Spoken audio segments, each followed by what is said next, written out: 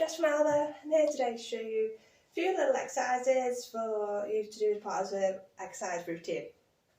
So, if you've got injuries and maybe not as unfit, you can do the easier version of the exercise. If you want to get your fitness up and get a good sweat on, you can do the harder version of the exercises. So first of all, what we want to do is get yourself nice and warm. So all nice and easy, you're just going to literally walk on the spot, and then gradually just get your knees up a little bit higher. If you want to do more advanced version, literally just jogging on the spot and then just getting your knees up a bit higher as well. And then you're going to change from walk on the spot, jog on the spot, into bum kicks, and then you're going to change that into side steps. The more advanced version, you're literally just jumping, get a bit quicker, move a bit faster. You're going to do that for about 5 minutes. Just keep changing about, so just do a bit jog on the spot, into bum kick, into side steps. Just keep jogging the spot, bum kick, side steps. So just keep mixing them up for about 5 minutes. Once you're nice and warm, once you've got your heart rate nice and warm, then you're going to go and do some stretches. Stretches, Lauren's done loads of really good videos on the Alba chat, and there's loads on there of you stretching. So you've done your warm up, you've done your stretches. First we want to do, exercise we want to do some squats.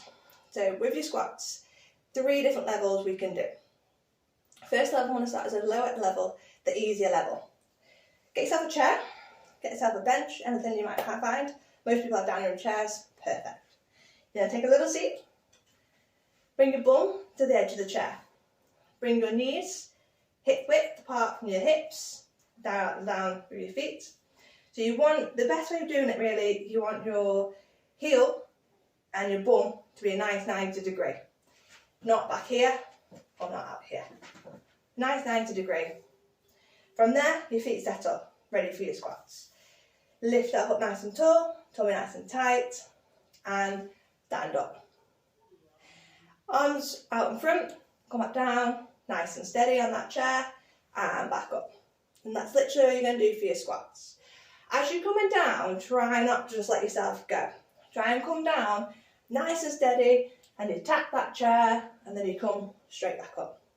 You're going to do 10 reps. The next stage, if you want to make it a little bit harder, push the chair away, and you're literally just doing your squats, arms out in front, dabbing down, nice 90 degree, and back up. 90 degree, back up. You're going to make that a little bit harder again. Get yourself a weight. So I've got a little kettlebell here, but you could use dumbbells. You can use tins out the cupboard, whatever you can find in your house. Hold the weight nice and close to your chest. Feet apart again, push your hips back, nice 90 degree, nice and low, come back up. What the weight's going to do, it's going to pull you forward. So in theory, you're going to end up doing a squat like this. So you've got to fight that, keep that chest up, keep that core on, keep yourself nice and upright, and just pushing down to come back up. So you're going to do 10 reps. Even if you're doing the more advanced version, make sure you take your time. The slower you do it, the more you're using the muscles anyway. Okay? The 10 squats. Next exercise I want to show you is shoulder press. Shoulder press, use what you've got in the house again. I'm going to do mine with a resistant band. Resistant band with 2 handles. You might have dumbbells, so you can use dumbbells, or if you haven't, use the tins out the cupboard, and you haven't got any tins, and you've got an injury, and you're finding that, you know, whatever the reason might be, just do it without.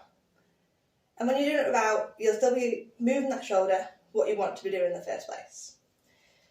So with this, I'm going to stand on the opposite end of the resistant band. I'm going to bring the resistant band behind my back so it's not in front of me. Behind my back, and from there, I'm going to push up and back down. As you're doing your shoulder press, your body is just going to cheat and just do whatever it feels comfortable. So that's where you have to make sure your tummy's nice and tight. And from there, and as you're lifting, you're going to want to tip. So making sure you're keeping your shoulders nice and level. And it's literally up and nice and tall, down. So you're going to do 10, then you're going to change sides and do 10 again on the other side. So just use what you have in your house, resistant bands, dumbbells, tins. You got an injury in your neck as well, just be very careful. Maybe just do the motion, keeping your core switched on, without any weight, and you're still using your shoulder range of motion, and you're still using your core muscles, so it still is worth doing. 10 on each side. That's your shoulder press. Next exercise I'm going to show you is a lat raise. So, again, I'm using my resistance band. You can use whatever you find comfortable. I'll shuffle this way a little bit. So from here, arm out, and you're going to come up. You're going to get your arm and your hand in line with your shoulder, and back down, back up, and back down. Again, you're going to want to tip. Make sure your tummy's nice and tight, and keep yourself nice and straight. Okay? You're going to do 10 of them, change over, and do 10 on the other side. Right, your next exercise I'm going to show you is sit-ups. So with your sit-ups, if you've got any kind of back injury, I just wouldn't do them at all. So I'll go into that afterwards. Move your stuff out your way. With a sit-up, guys, if you're finding that you struggle with sit-up, an easier version, keep your legs straight. Your legs are straight, it's an easier version of sit-up. Come down nice and steady, so you're attracting that core. As you come down, nice and flat, and come back up. Okay?